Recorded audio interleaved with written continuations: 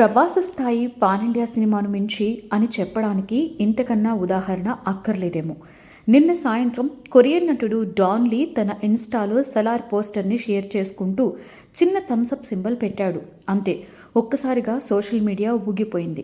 సలార్ 2లో Don Lee ఉన్నాడని, అందుకే ప్రత్యేకంగా షేర్ చేసుకున్నాడని అభిమానులు సంబరంలో మునిగిపోయారు. నిజానికి కొన్ని వారాల క్రితం ఇతను సందీప్ రెడ్డి వంగా తీయబోయే స్పిరిట్లో కీలక వేషం దక్కించుకున్నాడు అనే ప్రచారం జరిగింది. కానీ దీనికి సంబంధించి ఎలాంటి సమర్థన, ఖండన ఆయా వర్గాల నుండి రాలేదు.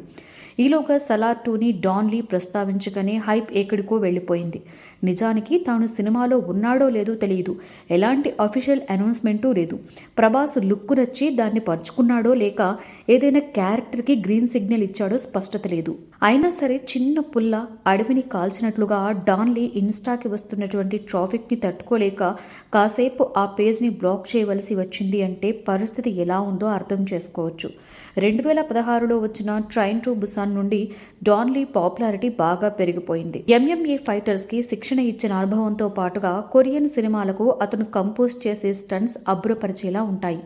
మరి ఇప్పుడు సలార్ 2 లేదా స్పిరిట్లో డాన్ లీ పాత్ర పోషిస్తాడా లేక యాక్షన్ కొరియోగ్రఫీలో భాగం పంచుకుంటాడా అనేది చూడాలి.